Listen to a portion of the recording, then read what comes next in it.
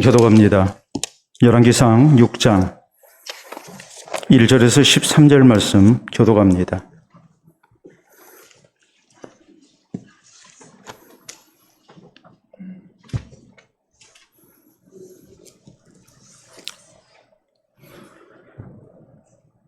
열왕기상 6장 1절에서 13절 말씀 교독하겠습니다. 이스라엘 자손이 애굽 땅에서 나온 지 480년이요 솔로몬이 이스라엘 왕이 된 지 4년 12월 곧 둘째 달에 솔로몬이 여호와를 위하여 성전 건축하기를 시작하였더라.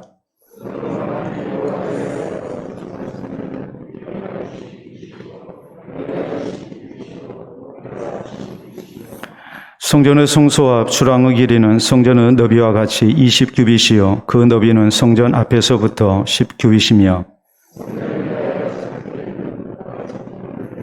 또 성전의 벽 곧 성소와 지성소의 벽에 연접하여 돌아가며 다락들을 건축하되 다락마다 돌아가며 골방들을 만들었으니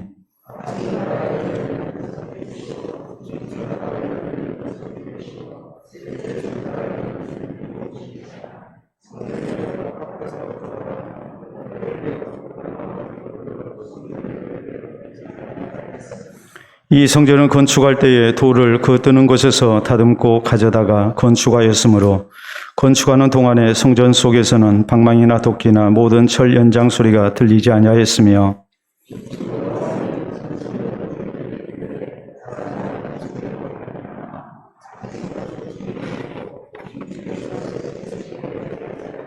성전의 건축을 마치니라. 그 성전은 백양목 석가래와 널판으로 덮었고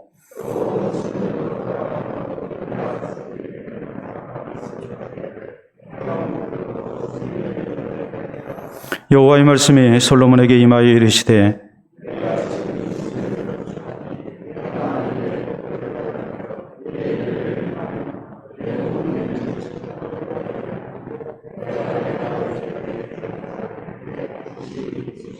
내가 또한 이스라엘 자손 가운데에 거하며 내 백성 이스라엘을 버리지 아니하리라 하셨더라. 아멘. 기도와 말씀 받도록 합니다. 하나님 아버지 감사합니다. 오늘도 우리가 주의 말씀을 소중히 여기며 하나님의 말씀 받기를 원합니다. 이 시간도 성령께서 우리를 가르치시는 가운데에 하나님의 뜻을 아는 것으로 체험을 입을 수 있도록 도와주시고 이 시대를 우리 하나님께서 기뻐하시는 모습으로 살아가는 우리 모든 성도들이 되게 해 주시옵소서. 우리의 삶을 통하여 주의 영광이 드러나게 하시고 또한 주께서 우리를 통하여 이루고자 하시는 거룩하신 뜻들을 온전히 감당하고 주를 영화롭게 하는 성도와 교회 되게 하여 주시옵소서. 예수님 이름으로 기도하옵나이다. 아멘. 오늘 열왕기상 강의 14번째 시간입니다. 붕어빵에 붕어가 없다는 말이 있습니다. 마땅히 붕어빵에는 붕어가 없죠. 왜냐하면 붕어빵이라는 그 이름 자체가 빵 속에 붕어가 있어서 붕어빵이라 하지 아니하고 그 외적인 모양 형태를 놓고서 이제 붙여진 이름이기 때문에 붕어빵에는 붕어가 없는 것이 당연합니다. 그런데 찐빵에 팥소가 없다면 이건 참 곤란합니다. 팥소 없는 찐빵 우리가 상상할 수가 없죠. 팥소가 없는 찐빵을 찐빵이라고 할 수 없습니다. 찐빵 속에는 마땅히 팥소가 있어야 합니다. 모름지기 그 이름에 걸맞는 그런 조건들 또 있어야 할 요소들이 잘 구비가 돼야 그래야 제대로 된 그런 이름을 가졌다고 말을 할 수 있습니다. 우리나라 정당을 얘기할 때 흔히 이렇게 얘기합니다. 더불어민주당에 민주가 없고 또 국민의힘당에 국민이 없고 그리고 정의당에는 정의가 없다. 참 안타까운 일이죠. 이름은 그럴듯하게 지어져 있는데 그 이름에 걸맞는 그런 모습이 있지 아니하기 때문에 그런 비아냥을 또 비판을 받을 수밖에 없고 또 그런 정당과 더불어서 우리가 이 시대를 살아야 한다는 것이 안타깝게 그지없는 그런 모습인 것도 또한 사실입니다. 성전은 하나님의 임재의 상징입니다. 하나님의 이름이 있는 것입니다. 그렇기 때문에 성전에는 마땅히 하나님이 계셔야 합니다. 그래야 성전입니다. 근데 성전이 엄연히 존재하고 있는데 거기에 하나님이 안 계신다면 또 하나님이 역사하지 않는다면 또 하나님께서 영광을 받지 아니하시고 또 하나님의 은혜가 나타나지 아니한다면 이것은 참 곤란한 일입니다. 정당에 마땅히 있어야 할 요소가 없는 것보다도 더욱 비극적인 일이 되죠. 정당이 구실을 하지 못할 때 그 시대를 사는 그 나라 백성들이 얼마나 힘들까라는 것은 우리가 충분히 짐작을 할 수가 있죠. 국민의 뜻을 대변하고 또 마땅한 정치를 해야 할 그런 정당에서 민주가 없고 국민이 없고 정의가 없는 그런 정당들이 이 시대를 책임지고 있다면 이 시대를 살아가는 국민들에게 이것은 불행이라고 말하지 아니할 수가 없습니다. 마찬가지입니다. 성전은 하나님의 이름이 있는 것이고 하나님의 집입니다. 그런데 그 성전에 하나님이 계시지 않습니다. 교회에 하나님이 계시지 아니한다면 그것은 우리들만의 불행이 아니라 또 이 시대를 우리와 함께 살아가는 이 땅의 모든 백성들에게 또 불행이라는 사실을 우리가 알아야 합니다. 그렇기 때문에 성전에는 뭐가 있어야 하는가? 하나님의 교회에 뭐가 있어야 하는가? 마땅히 하나님이 살아계시고 하나님이 역사하시고 또 하나님의 이름이 나타나는 그런 교회의 모습을 갖춰야 합니다. 그렇기 때문에 오늘 여기 성경 말씀을 통해서 우리가 이 일에 좀 더 관심을 가지고 하나님의 이름이 있는 그런 교회를 건설하기 위해서 우리가 어떻게 해야 할 것인가 이것을 살펴야 합니다. 우리는 지난 시간까지 솔로몬이 아버지의 유언과 하나님의 뜻을 따라서 성전 건축을 위한 여러 가지 준비를 하는 일에 대해서 말씀을 살폈습니다. 두로왕 히람의 그런 도움을 이렇게 요청을 했고 또 백성들을 하나님이 주신 지혜를 따라서 이렇게 잘 동원한 가운데 이제 성전 건축을 위한 여러 가지 준비를 합니다. 두로왕 히람을 통해서 레바논의 백양목을 이렇게 공급받습니다. 그리고 또 백성들을 동원해서 성전 건축에 쓰일 여러 가지 기초석 성전 기초석을 이렇게 준비토록 했습니다. 그래서 이제 오늘 성경 말씀 보면 성전 건축이 시작되고 이렇게 완공됐다라는 것이 우리가 교독했던 13절까지의 말씀입니다. 자, 그렇다면 오늘 본문 성경이 이렇게 모든 준비를 다 마친 후에 성전을 건축했는데 이 성전 건축과 관련해서 하나님의 집을 지어드렸음에도 불구하고 하나님께서 여기에 뭐라고 말씀을 하고 계시는가? 그럴듯하게 많은 준비를 통해서 성전을 지었기 때문에 하나님께서 당연히 거기에 임재하시고 하나님의 이름이 있고 하나님의 살아계신 역사가 나타나는 또 그 교회 성전을 출입하는 백성들에게 하나님의 복이 있다고 말씀을 하고 계시는가? 아니면 하나님께서 정말 하나님이 임재하시는 성전이 되기 위해서 또 하나님이 사랑하시는 백성이 되기 위해서 무엇을 요구하고 있는지 이것을 우리가 바로 알아야 합니다. 그래서 우리가 하나님께서 우리 가운데 허락하신 이 외형적인 건물로 만족하지 말고 또 우리가 주님의 백성으로 부름받은 그리스도인으로 만족하지 말고 정말 하나님께서 우리 가운데 역사하시는 그런 교회가 돼야 되고 또 하나님께서 사랑하시는 그런 성도가 성전된 성도가 될 수 있어야 합니다. 그렇기 때문에 오늘 성경 말씀은 우리가 이런 하나님이 임재하시는 교회가 되기 위해서 또 성전된 성도가 되기 위해서 과연 우리가 어떤 신앙을 가져야 할 것인가 이것을 우리에게 중점적으로 가르치고 있습니다. 자, 먼저 첫째는 뭐라고 말씀하시나요? 오늘 성경 말씀 보면 먼저 하나님의 영광을 위한 교회가 되어야 한다고 강조를 하고 있어요. 자, 거기 1절부터 시작된 말씀 보겠습니다. 이스라엘 자손이 애굽 땅에서 나온 지 480년 이후 솔로몬이 이스라엘 왕이 된 지 4년 15월 곧 둘째 달에 솔로몬이 여호와를 위하여 성전 건축하기를 시작하였더라라고 이렇게 말씀은 시작되죠.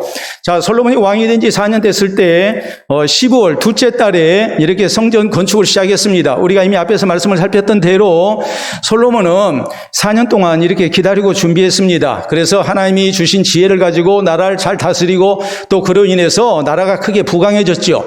그리고 태평성대를 누리니까 이제는 성전 건축할 때가 됐다 생각을 하고 그리고 이제 성전 건축을 이제 시작합니다. 여러 가지 준비를 마칩니다. 그리고 가장 좋은 계절에 15월이라는 말은 꽃의 달이라는 말이거든요.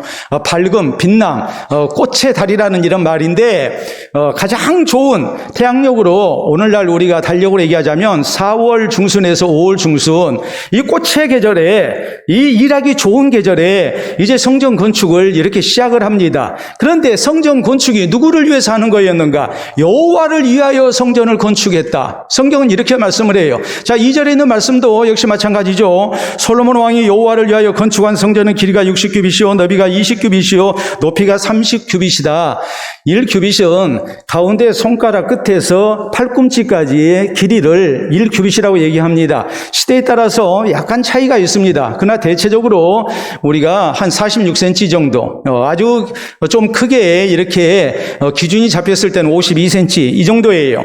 그렇기 때문에 일반적으로 46cm를 치게 되는데, 자, 여기 있는 말씀대로 뭐 20규빗, 30규빗, 뭐 60규빗 이런 거리를 생각하면 우리가 이제 대충 짐작이 가요. 그런데 이것을 성전을 건축하는데 누구를 위해서 했느냐? 솔로몬을 위해서 한 게 아니에요. 솔로몬 왕의 이름을 내기 위해서 한 것이 아니에요. 온전히 하나님을 위해서 성전을 건축한 겁니다. 여러분, 하나님의 교회가 누구를 위해서 존재해야 합니까? 물론 교회는 하나님 앞에 부르심받은 구원받은 성도를 위해서 존재해야 하는 것이고, 또 구원받지 못할 사람들, 이 시대에 사는 사람들을 위해서 교회는 존재해야 합니다. 그러나 가장 중요한 교회의 목적은 무엇이냐 했을 때에 하나님의 영광이에요. 살아계신 하나님의 영광을 드러내기 위해서 교회가 존재해야 해요. 만약 교회가 하나님의 영광을 위해서 존재하지 아니한다면 그 교회는 하나님도 안 계실 뿐만이 아니라 또 하나님께서 복 주시는 교회가 될 수가 없어요. 하나님이 붙들고 쓰시는 교회가 될 수 없어요. 왜요? 이미 하나님의 교회가 아니라 사람의 교회가 되어 있기 때문에 그렇습니다. 하나님의 교회는 철저히 하나님의 영광을 위한 교회가 돼야 돼요. 하나님의 영광을 나타내는 교회가 돼야 그 교회에 하나님께서 함께 하시고 하나님이 아름다운 은혜를 주시고 주의 백성들을 사랑하시고 복 주시는 역사를 나타내시는 거예요. 하나님의 임재가 있기 위해서 필요한 것이 무엇인가? 그것은 다름이 아니라 바로 하나님의 영광을 위해서 교회가 존재하고 이 하나님 앞에 경배드리고 또 이 하나님 나라의 사역을 감당할 때에 그 교회와 하나님이 함께 하시고 하나님의 능력을 나타내시고 또 그 교회를 들어서 하나님께서 귀하게 쓰시는 영광을 허락하시는 것입니다. 이 여호와를 위하여 성전을 건축했다. 우리가 이것을 잘 생각을 해야 해요. 오늘 우리의 신앙생활이 또 하나님의 교회가 무엇을 위해서 존재해야 하는가? 먼저는 하나님의 영광을 위한 그런 교회가 되도록 우리가 힘써야 합니다. 교회가 사람이 영광받는 자리가 돼서는 안 됩니다. 교회는 철저히 하나님의 영광을 위한 교회가 되어야 됩니다. 여러분, 우리가 출애굽기 17장에 보면 그런 내용이 나오죠. 이스라엘 백성들이 아말렉 족속과 전쟁합니다. 그럴 때에 여호수아가 대장이 돼서 백성들을 이끌고 이제 적과 싸웁니다. 그때 지도자 모세는 산 위에 올라가서 아론과 훌 두 사람이 모세의 손을 붙들고 높이 드는 가운데 기도를 하게 했습니다. 그렇게 했던 이유는 모세가 두 손을 높이 들고 하나님께 기도하면 하나님께서 이스라엘과 같이 하신 가운데 이렇게 승리를 얻었지만 모세의 손이 피곤해서 내려가면은 이스라엘이 이 전쟁에서 지는 그런 이상한 현상이 일어났습니다. 여러분 생각해 보세요. 마음속으로도 얼마든지 기도할 수 있죠. 그런데 모세가 꼭 두 손을 높이 들고 하나님 앞에 기도해야만이 하나님께서 승리를 주셨단 말이에요. 그것은 무엇을 의미하겠습니까? 전쟁에서 목숨 걸고 싸웠죠. 전쟁이 애들 장난입니까? 그렇기 때문에 최선을 다해서 여호수아와 백성들이 싸웠어요. 싸웠지만 그것으로 해서 승리를 얻는 것이 아니라 결정적으로 하나님을 향한 기도와 하나님의 기도 응답의 역사가 아니면, 하나님의 도우심이 아니면 이 전쟁에서 이길 수 없다는 것을 하나님께서 분명히 실증적으로 보여주셨기 때문에 두 손을 높이 들고 기도하는 모습을 계속 유지하고 있어야 했습니다. 모세의 손이 피곤해서 내려오게 되니까 아론과 훌이 모세를 이렇게 바위 위에 앉히고 그리고 양쪽 팔을 하나씩 붙들고 높이 들게 합니다. 그래서 하나님을 향해서 계속 기도하게 했습니다. 그리고 승리를 얻었습니다. 여러분, 이 승리를 얻고 난 다음에 이제 하나님 앞에 감사의 제단을 쌓죠. 이 감사의 제단을 쌓고 뭐라고 부릅니까? 여호와 니시라고 불렀습니다. 여호와는 나의 기, 여호와는 우리의 승리가 되신다는 말이에요. 모세가 열심히 하나님께 기도했습니다. 아론과 훌의 수고도 우리가 간과해서는 안 되죠. 여호수아와 백성들은 목숨 걸고 싸웠습니다. 그런데 이 전쟁에 있어서 철저히 누구에게만 영광을 돌려드리고 있는가? 오직 하나님 한 분께만 영광을 돌려드리고 있는 겁니다. 우리가 아무리 발버둥치고 싸웠다 할지라도 결정적인 승리의 요인은 하나님의 은혜였다는 말이에요. 그래서 하나님께만 영광을 돌려드리고 있는 거예요. 우리가 성경에 보면 다윗 시대에 이런 일이 있게 됩니다. 성경에 보면 사무엘하 12장 이하에 군사령관인 요압이 군대를 이끌고 암몬 족속의 라빠성을 공격을 합니다. 라빠성은 이제 암몬의 수도였거든요. 그래서 그 성을 이렇게 공격을 하는데 이제 성이 곧 함락 직전까지 갔어요. 이제 우리가 나무로 얘기하자면 나무라는 게 벌목할 때 그러잖아요. 벌목을 하게 되면 이제 거의 다 베놓으면 가만히 손가락으로만 밀어도 이게 나무가 넘어가지 않아요. 지금 그런 상황까지 갔어요. 그런데 요압 장군이 공격을 멈춥니다. 그리고 사람을 다윗 왕에게 보냅니다. 그래서 다윗 왕에게 빨리 와서 마지막 공격을 명령해 주시라고 이렇게 부탁합니다. 그 이유는 뭐였냐면 만약에 장군이 내가 이 암몬의 랍바성을 공격해서 점령하게 된다면 역사는 뭐라고 기록하겠습니까? 요압이 랍바성을 정복했다. 이렇게 기록이 될 겁니다. 그렇기 때문에 요압은 충성스러운 신하로서 오직 다윗 왕을 위한 그런 헌신을 다짐을 하고 다윗 왕에게 와서 마지막 공격 명령을 내려달라고 한 거예요. 그래서 내가 랍바성을 정복한 게 아니라 다윗 왕이 정복했다. 이렇게 하기 위해서 그래서 이렇게 다윗에게 마지막 공격을 명령해 달라고 공격을 중단하고 이렇게 사람을 보내서 다윗 왕을 모셔온 거예요. 그래서 다윗 왕이 마지막 공격 명령을 내려서 랍바성을 정복합니다. 여러분, 이런 것들이 다 우리에게 무엇을 교훈합니까? 그건 다름이 아니죠. 우리가 철저히 하나님 영광을 위한 성도가 돼야 되고 교회가 돼야 된다는 말이에요.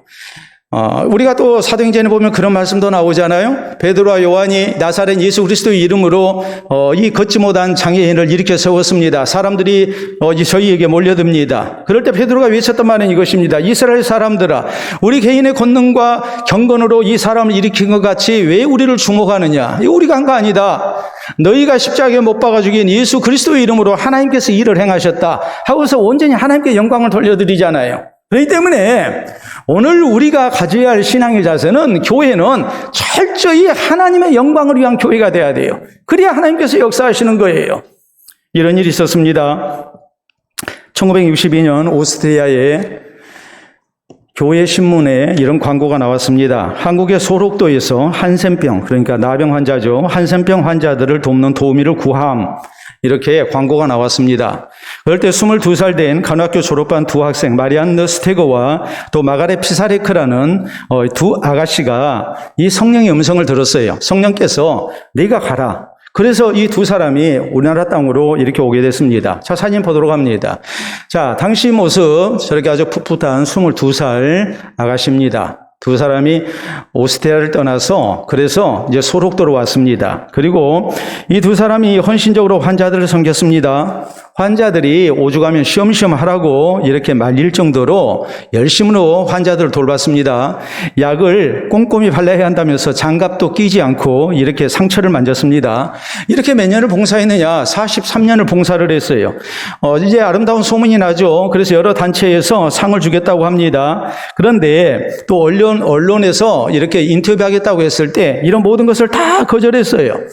오스트리아 정부에서 최고의 국민상을 주겠다고 했지만 이 두 사람이 정중히 거절합니다. 그러면서 이런 말을 합니다. 주님께 받은 사랑에 비하면 우리의 섬김은 아무것도 아닙니다 하면서 상 받기를 거절했어요. 그런다고 해서 오스트리아 정부에서 그만둘 수가 없잖아요. 그래서 주한 오스트리아 대사를 통해서 이 두 간호사에게 이제 이렇게 오스트리아 최고 훈장을 이렇게 전했습니다. 이 두 사람이 60주년 생일을 맞이했습니다. 우리가 말하는 환갑이죠. 소록도 병원에서 마련해서 이렇게 잔치를 벌이려고 했는데 다 모든 것이 이렇게 준비가 됐는데 하나님께 기도하러 가야 한다고 그냥 피해버렸어요. 그래서 주인 없는 이 잔치상이 됐어요. 2005년에 43년 만에 이제 이 봉사하는 일을 그만두고 고국으로 돌아갑니다. 그때 뭐라고 했냐면 살아오는 친구와 은인들에게라는 편지 한 장 남기고 고국 오스트리아로 돌아갔어요. 그때 그 편지에 이렇게 썼어요. 나이가 들어서 제대로 일을 하지 못해 부담을 주면 안 되겠습니다. 부족한 외국인이 그동안 큰 사랑을 받고 살았습니다. 감사합니다. 이러고 돌아갔어요. 자, 43년 만에 고국으로 돌아갈 때 그 모습, 우리가 사진을 보면 또 이렇습니다. 아까 여러분 사진 보셨죠? 결혼도 하지 않고 이 땅에 와서 43년을 봉사하다가 저렇게 할머니가 돼가지고 이제 돌아간 거예요. 그래서 소록도 사람들은 이 두 사람을 뭐라고 불렀느냐? 하나님께서 우리 가운데 보내신 천사라고 불렀어요. 자, 그리고 그 후에 이 두 사람의 이 공적을 우리가 그대로 묻혀둘 수 없다 해서 이런 이제 운동이 일어났어요. 자, 다음 사진 보도록 하겠습니다. 간호사 마리안느와 마가렛을 위한 노벨 평화상 범국민 추진위원회 발족식에서 이렇게 이제 단체가 이루어졌고, 다음 사진을 보게 되면 마리안느와 마가렛 노벨 평화상 추천위원회 기자회견도 이렇게 열었습니다. 그런데 이 두 사람 이 공적을 잊지 말고 우리가 추천하자 해가지고 몇 명이 서명을 했냐면 100만 명 이상이 서명을 했어요. 그러니까 굉장한 은인이고 또 참으로 아름다운 발자취를 남긴 사람이죠. 근데 이런 것을 이 사람들이 바랐느냐? 하나도 안 바랐어요. 이 사람들이 떠나고 난 다음에 그들이 기거했던 숙소에 보니까 어떤 마음으로 이렇게 수고를 했는가라는 것을 아주 극명하게 알 수 있는 그런 글귀가 발견이 됐어요. 자, 이것입니다. 창문의 액자에 저 글을 써놓고 43년을 봉사했어요. 아래 하자에 마음 심지 하지요. 하심, 낮아진 마음으로 나 자신을 온전히 낮추는 가운데 오직 하나님의 영광을 위해서, 하나님께 받은 은혜 보답하기 위해서 이렇게 나병 환자들을 위해서 결혼도 하지 않고 43년을 이국 땅에서 참으로 험한 일 마다하지 않고 이렇게 봉사를 한 거예요. 여러분, 이 두 분이 노벨 평화상을 받고 안 받고가 문제가 아니죠. 이 땅에서 노벨 평화상을 받지 못한다 할지라도 이미 하나님께서는 그보다 더 큰 상을 이렇게 예비해 두셨을 거예요. 그 이유가 뭐겠습니까? 하나님 영광을 위해서 살아왔기 때문에 그래요. 하나님 영광을 위해서 봉사했기 때문에 그래요. 그렇기 때문에 오늘 우리가 하나님의 교회에 부르심받은 성도로서 어떤 모습으로 우리가 봉사하고 헌신해야 하는가? 하나님의 교회가 무엇 때문에 존재해야 하는가? 이것을 우리가 분명히 해야 해요. 나 자신을 높이고 내 이름을 내기 위해서 우리가 신앙생활 하는 게 아닙니다. 우리가 봉사하는 게 아닙니다. 우리가 주의 일을 하는 게 아닙니다. 교회는 철저히 하나님의 영광을 위한 교회가 돼야 되고, 우리의 봉사와 헌신이 우리 하나님의 이름을 나타내기 위한 헌신이 돼야지 내 이름 내기 위한 헌신이 돼서는 안 됩니다. 솔로몬은 여호와를 위하여 성전을 건축했습니다. 우리 하나님을 위한 교회가 돼야 되고 하나님의 영광만을 위한 교회가 돼야 됩니다. 그래야 거기에 하나님께서 함께 하십니다. 우리의 헌신을 통해서 하나님의 이름이 드러나야지 자꾸 내가 영광받고 내 이름 내는 그런 모습이 돼서는 안 된다는 말이에요. 오늘 하나님의 교회에 하나님이 임재하시고 하나님이 역사하시는 교회가 되기 위해 우리가 가장 먼저 관심을 두고 또 마음을 도해야 할 것은 우리 교회가 또 나의 수고와 봉사 헌신이 온전히 하나님 영광을 위한 것이 돼야 된다는 것, 이것을 우리가 잊지 말고 하나님 영광을 위한 교회로 또 하나님 영광을 위한 성도로서 우리가 봉사와 헌신을 다하는 가운데 하나님께서 우리 가운데 같이 하시고 또 역사하시고 하나님의 영광이 더욱 아름답게 드러나는 그런 귀한 은혜가 우리에게 있기를 바랍니다. 자, 다음 두 번째로 하나님의 영광을 위한 교회가 돼야 하면서 또 하나님의 교회에 하나님이 역사하시려면 이제 또 어떤 모습이 돼야 되는가?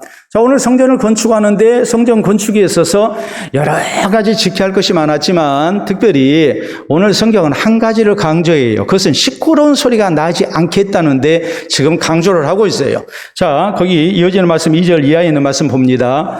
솔로몬 왕이 여호와를 위하여 건축한 성전은 길이가 60규빗이요 너비가 20규빗이요 높이가 30규빗이며 성전의 성소 앞 주랑의 길이는 성전의 너비와 같이 20규빗이요 그 너비는 성전 앞에서부터 10규빗이며 성전을 위하여 창틀이는 붙박이 창문을 내고 또 성전의 벽 곧 성소와 지성소의 벽에 연접하여 돌아가며 다락들을 건축하되 다락마다 돌아가며 골방들을 만들었으니 하층 다락의 너비는 5규빗이요 중층 다락의 너비는 6규빗이요 셋째 층 다락의 너비는 7규빗이라. 성전의 벽 바깥으로 돌아가며 턱을 내어 골방 들보들로 성전의 벽에 박히지 아니하게 하였으며. 자, 지금 전체적인 내용을 보면 성전이 그냥 단순히 사각형으로 이렇게 지어진 성전이 아니고 상당히 오밀조밀한 그런 구조를 가지고 있었다는 것을 알 수 있어요.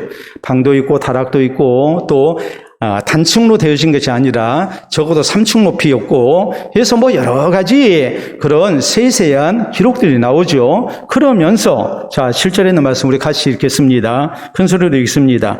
이 성전은 건축할 때에 돌을 겉드는 곳에서 다듬고 가져다가 건축하였으므로 건축하는 동안에 성전 속에서는 방망이나 도끼나 모든 철 연장 소리가 들리지 아니하였으며 라고 이렇게 말씀합니다.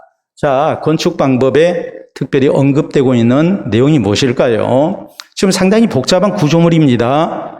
그런데 이런 건축을 할 때 여러 가지 재료를 동원해서 이제 건축을 하는데, 건축하는 동안 성전 속에서는 모든 철 연장 소리가 나지 않게 했다. 이 말의 의미는 뭐냐면, 모든 것을 다 밖에서 그 사이즈대로 만들어 와가지고 안에서는 뭐만 했다는 얘기예요? 조립만 했다는 것을 얘기를 해요. 성전 안에서는 조립만 했다. 여러분, 왜 조립만 했을까요? 왜 철 연장 소리가 나지 않겠을까요? 오늘 성경 말씀에 있는 대로 방망이나 도끼나 모든 철 연장 소리가 들리지 않게 했어요. 여러분, 건축을 하다 보면 연장 소리가 나는 것은 당연하지 않겠습니까? 그런데 모든 철 연장 소리가 나지 않게 했다. 여러분, 이 말씀은 어떤 의미냐 했을 때에, 자, 모든 이 건축 자재를 미리 다듬어 가지고 와서 이제 조립만 했다고 그랬죠. 근데 철 연장 소리가 나지 않게 한 이유, 여러분, 당시에 철기는 농기구도 만들고 또 이렇게 연장도 만들었지만 철을 가지고 만든 아주 중요한 도구가 있어요. 그게 뭘까요? 그건 사람을 해야 하는 도구예요. 칼도 만들고 창도 만들고 했어요. 그렇기 때문에 지금 하나님의 성전을 건축하는 데 있어서 이렇게 살상무기 제조에 사용됐던 철 연장 소리가 나는 것은 맞지 않다고 본 겁니다. 그래서 소리가 나지 않게 조립만 하도록 한 거예요. 두 번째로는 성전은 어떤 것이냐 했을 때에 하나님과 사람 사이에 화평이 이루어지는 장소예요. 그렇기 때문에 하나님께서 다윗에게 성전 건축을 허락하지 아니했던 이유, 다른 거 아니에요. 다윗이 군인으로서 피를 많이 흘렸기 때문이에요.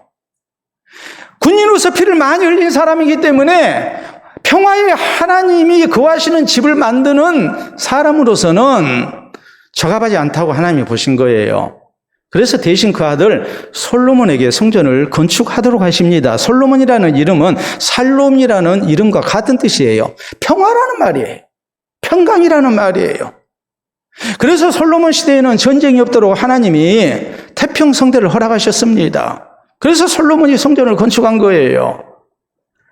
여러분, 하나님의 교회가 어떤 것인가? 하나님의 교회는 하나님과 사람 사이에 평화가 이루어진 장소고, 우리가 에베소 2장에 있는 말씀대로 하나님과 우리 사이에 중간에 막힌 담을 예수 그리스도의 십자가로 허시고 우리가 하나님 앞에 나아가서 구원 얻게 하셨습니다. 죄인된 우리가 하나님과 평화를 누리게 하셨습니다.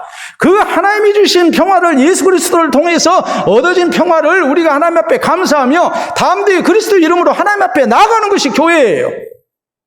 또 교회는 어떤 것이냐 했을 때에 하나님과 사람 사이에 평화만 이루어진 게 아니라 유대인과 이방인 사이에 중간에 막힌 담이 허물어진 장소입니다. 예수 그리스도 안에서 차별 없이 모두가 구원 얻는 장소예요. 그렇기 때문에 뭐 해야 합니까? 그것은 평화의 장소, 화목의 장소가 돼야 돼요.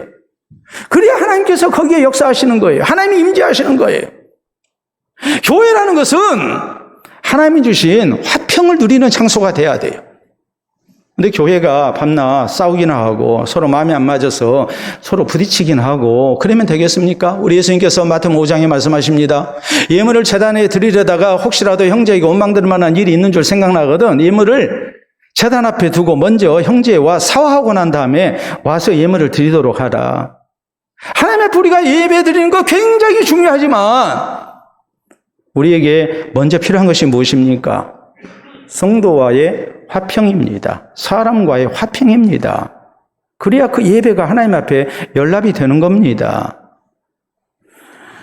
고린도 교회가 다툼 속에 분쟁이 일어날 때, 그리고 그것을 스스로 해결하지 못하고 세상 법정에 호소할 때, 우리가 고린도전서 6장에 보면 사도 바울이 아주 무섭도록 책망을 하지요. 차라리 불의를 당하고 손해를 보는 게 낫지 어찌 성도들끼리 다투고 그것을 세상 법정으로 가져가느냐. 차라리 손해를 보고 말지. 기어이 내 이익을 지키겠다고, 내 자존심 지키겠다고 세상 법정에 호소하고 싸우면 되겠느냐. 바울이 무섭도록 책망하지 않습니까? 교회 안에 그렇게 이런 문제들을 해결할 지도자가 없더냐 하면서 사도 바울은 교회가 그래서는 안 된다고 강조합니다. 여러분도 그렇죠? 빌립보 교회 유대와 순두교의 두 여성 지도자를 놓고 사도 바울이 저희가 다투는 것을 직접 이름을 불러가면서 유대와 순두교를 내가 권하노니 주 안에서 같은 마음을 품어라. 주 안에서 하나 되어야 한다. 싸우면 안 된다. 그렇게까지 바울 사도가 강조한 이유가 뭐겠습니까? 성도는 화목의 복을 누려야, 교회는 화목에 하나님이 역사하시기 때문에 그래요. 오늘날 우리가 그런 경우를 많이 보잖아요. 교회에 분쟁이 생겼습니다. 서로 뜻이 안 맞아서. 그래서 한 무리는 본당에서 예배드리고 한 무리는 교육관에서 예배드립니다. 여러분 거기 하나님께서 임재하시겠습니까? 그렇게 싸우는데 하나님께서 가시겠습니까? 하나님 없는 교회예요. 하나님의 이름을 더럽히고 있는 교회예요. 그런 교회들이 하나들이 아니에요. 참으로 비극적인 일이에요. 우리가 일반적으로 개와 고양이는 서로 사이가 좋지 않다라고 얘기합니다. 그래서 왜 사이가 좋지 않을까 했을 때 이유는 두 가지예요. 개나 고양이과 동물은 영역 동물이에요. 그렇기 때문에 가까이 오는 것을 싫어해요. 자기 영역이 정해져 있어요. 두 번째는 개와 고양이는 서로 신호가 달라요. 개는 반가우면 꼬리를 흔듭니다. 근데 고양이과 동물은 꼬리를 흔드는 것은 공격 신호예요. 그러니까 개와 고양이는 만나면 싸우는 거예요. 근데 개와 고양이가 항상 싸우느냐? 그렇지 않아요. 개와 고양이도 어려서부터 같이 기르면 절대 싸우지 않습니다. 그래서 여러분 사진 보시면 이런 모습입니다. 자, 개와 고양이 저렇게 사이 좋잖아요? 네? 근데 예수 그리스도 안에서 구원받은 성도들이, 예수 그리스도의 피로 하나 된 성도들이 싸우고 있다면 그것이 얼마나 큰 부끄러움이고 우리 하나님께서 진노하실 일이겠습니까? 어떤 교회에 하나님께서 임재하실까요? 어떤 교회가 하나님의 이름을 드러내고 정말 하나님이 살아계시는 교회라고, 하나님이 역사하시는 교회라고 인정받을 수 있을까요? 화목해야 합니다. 화목한 성도가 돼야 됩니다. 내가 사람과 사람 사이에 화목을 이루지 못하고 성도와 성도 사이에 그런 분쟁이 있는 모습으로 하나님 앞에 나와 예배 드려봐야 하나님께서 기뻐하시지 않습니다. 교회가 서로 마음이 나눠서 서로 분쟁을 일으키고 있다면 그 교회에 하나님은 임재하지 않습니다. 하나님께서 임재하시는 교회, 하나님께서 역사하시는 교회, 하나님의 이름이 드러나는 교회, 하나님이 살아계신다고 인정받는 교회가 되기 위해서는 무엇이 필요한가? 그것은 그리스도 안에서 구원받은 성도들이 하나님 앞에 감사하며 서로 하나 된 모습이에요. 서로 화목한 모습이에요. 화목해야 하나님이 그 교회에 임재하세요. 하나님의 능력과 은혜를 나타내십니다. 우리 교회가 지금까지도 화목한 가운데 여기까지 왔지만 앞으로도 늘 화목함으로 우리 하나님께서 임재하시고 또 하나님께서 은혜와 역사를 나타내시는 이런 아름다운 교회로 널리 소문이 날 수 있기를 바랍니다. 자, 세 번째로 어떻게 하나님께서 임재하시고 역사하시는 교회에 또 하나님이 또 살아계시는 그런 능력을 나타내시는 교회가 될 수 있을까? 우리가 오늘 성경 말씀을 보면 성전 건축보다도 더 중요한 것이 있다고 하나님이 말씀하신 내용을 통해서 우리가 알 수 있습니다. 자, 계속해서 우리가 11절 이하의 말씀을 봅니다. 여호와의 말씀이 솔로몬에게 임하여 이르시되 네가 지금 이 성전을 건축하니 네가 만일 내 법도를 따르며 내 율례를 행하며 내 모든 계명을 지켜 그대로 행하면 내가 네 아버지 다윗에게 한 말을 네게 확실히 이룰 것이요 내가 또한 이스라엘 자손 가운데 거하며 내 백성 이스라엘을 버리지 아니하리라 하셨더라. 아멘. 하나님의 성전을 아주 화려하고 크고 웅장하게 아름답게 지어놨으니까 하나님께서 거기에 임재하시느냐? 그건 아니에요. 하나님은 그런 착각하지 말라고 말씀을 하세요. 하나님이 요구하신 것은 뭐였습니까? 성전을 아름답게 지어놓은 것 참 좋은 일이지만 거기에 하나님께서 임재하시고 하나님이 역사하시는 교회가 되려면, 백성들이 되려면 뭐가 있어야 하느냐? 하나님의 말씀을 소중히 여기라는 거예요. 그 말씀에 순종하고 살아라는 거예요. 그래 하나님께서 살아 역사하세요. 하나님이 주의 백성과 같이 하세요. 하나님께서 약속하신 은혜를 주의 백성들에게 나타내시고 이 백성들을 끝까지 버리지 아니하시고 책임지시는 은총을 나타내실 거라고 하나님께서 말씀을 하고 계시는 거예요. 실제적으로 성전은 7년 동안 건축했습니다. 굉장한 역사였죠. 황금으로 다 덮어놨습니다. 그렇게 아름답게 지어놨으니까 하나님께서 마땅히 우리를 사랑하시고 복 주실 것이다? 절대 그게 아니라고 하나님 말씀하세요. 그런 착각하지 마라고 말씀을 하세요. 하나님이 요구하신 것은 하나님의 말씀에 대한 순종을 말씀을 하셨습니다. 여러분, 우리가 성경에 보면 그런 말씀이 나오죠. 여호수아서 1장에 하나님께서 모세를 대신하여 여호수아를 지도자로 세우십니다. 그리고 모세에게 이런 말씀하십니다. 더 마음을 담대히 해라. 두려워하지 마라.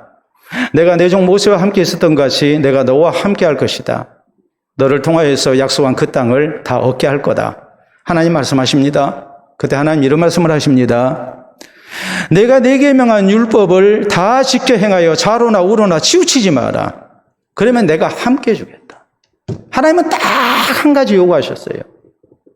여호수아와 이스라엘 백성들이 요구하신 것 그 한 가지는 하나님의 율법에 순종하라는 거예요. 그러면 하나님께서 이스라엘과 같이 하셔서 전쟁에서, 정복전쟁에서 승리하여 하나님이 약속하신 땅을 다 얻게 하겠다. 하나님 말씀에 대한 순종을 강조하세요. 우리가 나중에 사사기 들어가서 우리가 말씀 보면 사무엘상에 그런 내용이 나오죠. 엘리 제사장의 두 아들 홈리와 비나스가 제사장인데 블레셋과 전쟁할 때에 이스라엘 백성들이 첫 번 전투에서 패합니다. 왜 패했을까 생각을 해봤습니다. 그랬더니 깜빡 잊고 급하게 나오느라고 하나님의 임재의 상징인 여호와의 언약궤를 놔두고 왔어요. 그래서 그때 우리가 잘못했다. 이 전쟁이 우리 힘만으로 싸워서는 안 되고 하나님께서 우리 가운데 같이 동행해 주시고 하나님이 도와주셔야 승리하는 건데 빨리 가서 여호와의 언약궤를 가져와라. 그래서 여호와의 언약궤를 가져왔거든요. 여호와의 언약궤가 이스라엘 진영 안에 들어올 때에 이스라엘 군사들이 아주 사기가 충천했습니다. 적군인 블레셋은 사기가 저하됩니다. 저들의 신이 저들 가운데 함께하고 있다. 블레셋 사람들아, 너희가 사생결단하고 싸워야 한다. 힘을 내야 한다.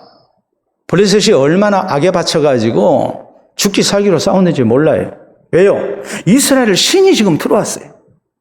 이스라엘 백성들은 이 전쟁 2차 전투는 우리가 이제는 승리할 거라고 다 믿어 의심치 않았어요.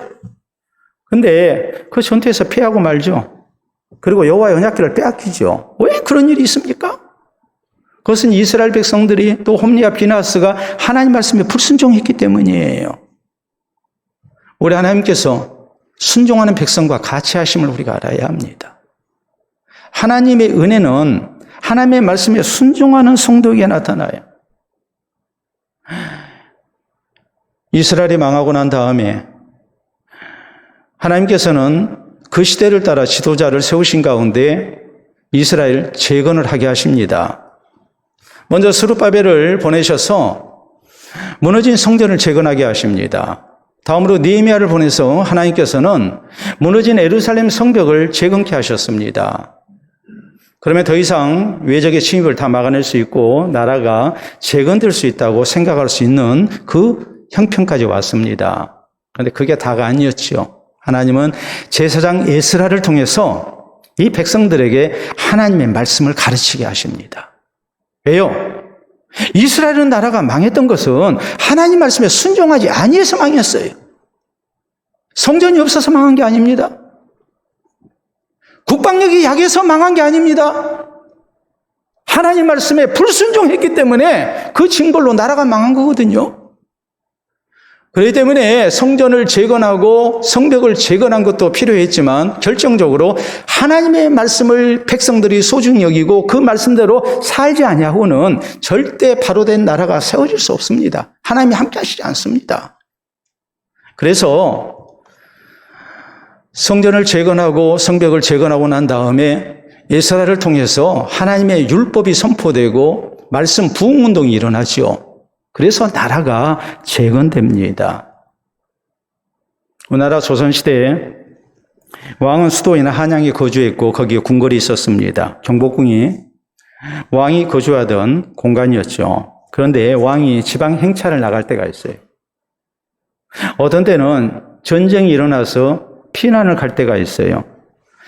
그러면 왕이 궁궐 밖에 임시 처소를 마련했을 때에 이것을 뭐라고 불렀느냐? 행제소라고 불렀어요. 행은 우리가 잘 아는 대로 갈행자입니다.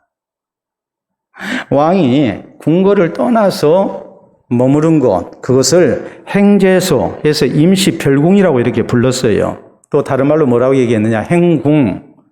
떠날 이자를 써서 이궁, 그리고 또 행궐이라고 불렀어요.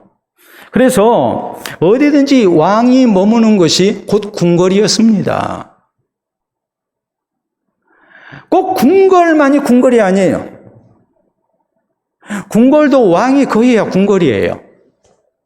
겉으로 보기에 초라해도 초가집이어도 왕이 피난길에 거기 머무르면 거기가 궁궐이었어요. 거기가 행궁이었다고요. 마찬가지입니다. 하나님이 계셔야 참 성전이에요. 하나님께서 살아 역사하셔야 그것이 진짜 교회예요. 우리 하나님께서 우리 가운데 임재하실 수 있는 살아 역사하실 그 조건 가운데 하나가 뭡니까? 그건 우리가 하나님 말씀대로 사는 거예요. 우리 예수님께서는 요한복음 14장 21절에 말씀하셨어요. 나의 계명을 가지고 지키는 자라야 나를 사랑하니 나를 사랑하는 자를 아버지께서도 사랑하실 것이요 나도 그를 사랑하여 그에게 나를 나타내리라. 우리 주님 살아계신 주님의 역사가 누구에게 나타나는가? 그건 주의 말씀에 순종하는 사람입니다. 나의 계명을 가지고 지키는 자라야 나를 사랑하니 나를 사랑하는 자를 내 아버지께서도 사랑하실 것이요 나도 그를 사랑하여 그에게 나를 나타내리라. 저 사람에게는 하나님이 정말 살아 역사하셔. 저 사람 하는 일은 하나님이 책임지셔. 정말 하나님이 붙드시는 사람이야. 저 교회는 하는 일마다 하나님이 역사하시는 교회야. 이 말을 들을 수 있는 조건이 무엇인가? 다른 거 아닙니다. 우리가 하나님 말씀대로 사는 거예요. 아무리 화려하고 그럴듯한 예배당을 지었다 할지라도 우리가 하나님 말씀대로 살지 아니하면 하나님께서는 그 건물에 계시지 않습니다. 예배당이 크고 작은 게 문제가 아니에요. 우리가 진실되게 하나님의 말씀을 믿고 그 말씀을 따라서 순종하며 살 때 하나님께서 우리 가운데 거하시는 겁니다. 우리를 통해서 하나님의 역사를 나타내시는 것입니다. 이걸 우리가 잊지 말아야 합니다. 사람이 많이 모였기 때문에 하나님이 거기 같이 하시는 게 아니에요. 두세 사람이 모였다 할지라도 진실되게 하나님을 찾고 하나님의 말씀대로 순종하고 살면 그들을 통해서 살아계신 하나님이 나타나세요. 이것이 하나님의 약속이에요. 오늘 우리가 하나님의 말씀에 철저히 순종하고 주의 교회가 철저하게 하나님의 말씀을 앞세우는 교회가 돼야 됩니다. 우리가 주보에 그렇게 고백하지 않습니까? 하나님 중심, 다음이 뭡니까? 성경 중심, 다음이 교회 중심입니다. 눈에 안 보이는 하나님 중심이 하나님이 우리에게 주신 하나님의 말씀 성경 중심으로 나타나야 하는 것이고 또 하나님의 말씀이 선포되는 교회가 바로 돼서 교회 중심으로 우리가 신앙생활을 할 때에 거기에 하나님이 함께 하시는 거예요. 하나님이 역사하시는 교회, 하나님이 임재하시는 교회가 될 수 있는 거예요. 오늘 우리가 하나님의 말씀 믿고 그 하나님의 말씀대로 사는 것이 참으로 소중하다는 것을 명심하고 우리가 오직 하나님의 말씀을 앞세우고 그 말씀에 순종하고 그래서 하나님이 또 우리 가운데 동행하시고 살아계신 하나님의 역사를 나타내는 그런 은혜가 있기를 바랍니다. 오늘 성경 말씀은 솔로몬의 성전 건축에 대해서 아주 세세하게 이렇게 기록을 했습니다. 하나님께서 다윗을 통하여 저에게 주신 설계도대로 솔로몬이 7년 동안 성전을 건축했습니다. 궁금합니다. 솔로몬의 성전 건축이 어떤 모습이었을까?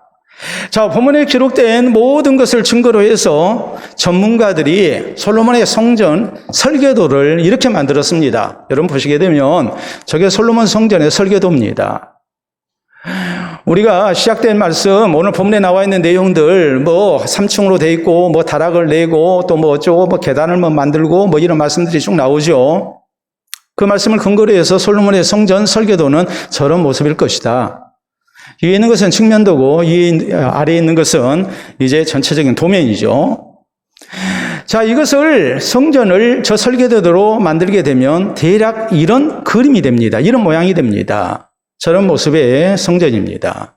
앞으로 우리가 말씀을 쭉 살피면서 저 앞에 나와 있는 물두멍 12마리의 황소가 바치고 있는 조각상입니다. 물론 노쇠로 만든 황소가 바치고 있는 물두멍에서 굉장히 많은 2000밭에 2000밭은 1밭은 우리가 밭피스, 버킷이라고 그러잖아요. 2000 버킷에 그런 물이 들어갈 만한 그런 큰 지금 둥그런 풀장 같은 그런 이제 또 물두멍이 있고 또 뭐 주변에 다음 사진은 또 이런 식으로도 상상을 해요. 저런 식의 그런 성전이었을 것이다. 이렇게 이제 봅니다. 근데 사랑하는 성도 여러분, 솔로몬 성전이 어떤 모습이었느냐? 이게 사실 중요한 게 아니죠. 성경은 솔로몬의 성전이 어떤 모습이었다라는 것보다 더 근본적이고 중요한 것을 말씀하십니다. 여러분, 교회는 예수 그리스도 이름이 있는 것이고 하나님의 이름으로 성도들이 모인 것이 교회입니다. 또 성경은 고린도서 6장에 우리 성도를 가리켜서 뭐라고 말씀하시느냐? 우리가 성전이라고 말씀을 하세요. 예수님의 다른 이름이 임마누엘이에요. 하나님이 우리와 함께 계시다. 마태복음 1장 23절에 있는 말씀이에요. 예수님은 육신을 입고 우리 가운데 오신 독생하신 하나님이라고 우리가 요한복음 1장에 보면 나와 있죠. 예수님이 성전이에요. 그리고 성도가 이제 성전이 됐어요. 문제는 진짜 성전이 어떤 성전이냐 했을 때에 하나님께서 계시는 것이 성전이에요. 임마누엘 되신 하나님이 우리 가운데 계셔야 해요. 그게 진짜 교회예요. 크고 아름답고 화려한 성전을 지어놨다고 그래서 거기에 하나님이 계시는 게 아니에요. 많은 사람들이 모여서 구름대같이 모여들어가지고 교회를 이뤘다고 해서 거기에 하나님이 계신 게 아니에요. 어떤 교회에 하나님이 계시고 어떤 교회에 하나님의 이름이 나타나게 될 것인가, 또 하나님이 살아 역사하실 것인가. 오늘 성경은 세 가지로 말씀하십니다. 여호와를 위하여 하나님의 영광을 위한 교회가 돼야 됩니다. 또 성경은 우리에게 말씀하십니다.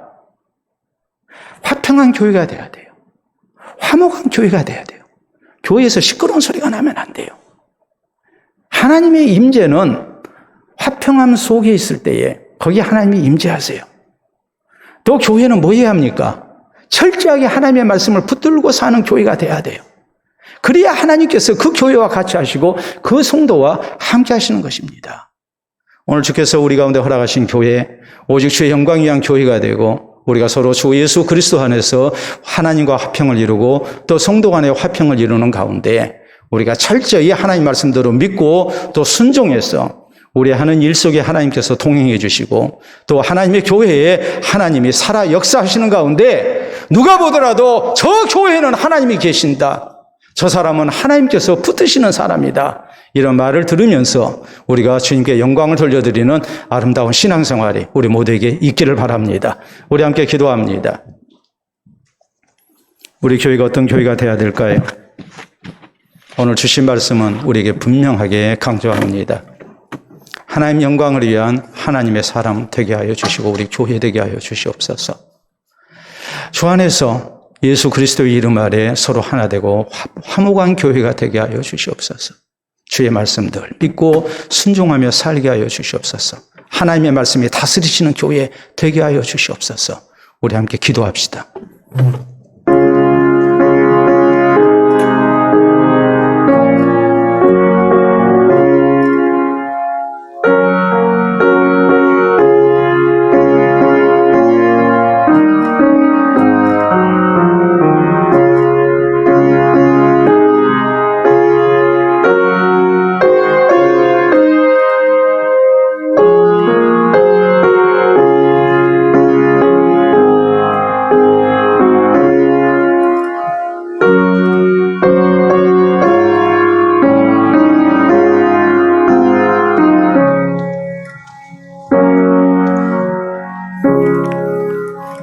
이 시간도 살아계신 우리 아버지 은혜를 진심으로 감사합니다.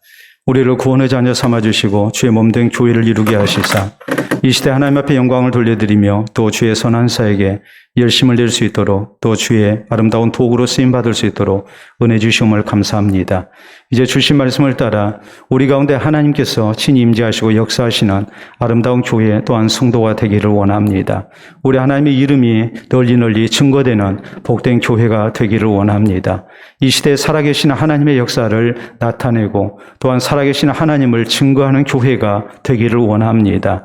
주신 말씀대로 우리가 온전히 하나님의 영광을 위한 신앙생활을 하게 하시고 또 서로 사랑하며 서로 하나 되며 화목한 모습으로 주를 섬기게 하시고 하나님 나라 사역에 한마음으로 헌신될 수 있도록 역사하여 주시옵소서. 특별히 사랑하는 성도들 철저히 주의 말씀에 순종하며 살아가게 하시고 주의 교회에 하나님의 말씀을 소중히 여기며 그 말씀이 가르치신 대로 믿고 따르는 교회가 되게 하시고 하나님의 뜻을 앞세우는 교회가 되게 하여 주셔서 우리 주님께서 친히 역사하시고 또한 우리 주님께서 복된 길로 인도하시는 교회에 하나님의 영광을 위하여 이 시대 귀하게 쓰임받는 교회 되도록 주님 도와주시옵소서. 사랑하는 성도들이 이 모습으로 주님을 영화롭게 하며 신앙생활할 때 또한 살아계신 하나님께서 동행하시는 평생의 삶이 되게 하시고 우리 하나님께서 기뻐하시는 하나님의 사람들로 또 주님이 사랑하시는 사람들로 주의 교회를 출입할 때마다 들어와도 복을 받게 하시고 나가도 복을 받게 하시고 동서남북 어디로 가든지 하나님이 동행하시며 저희를 붙드시고 사랑하시며 또 주의 영광을 선포케 하는 아름다운 삶들이 우리에게 있게 하여 주시옵소서. 감사하며 예수님 이름으로 기도하옵나이다. 아멘.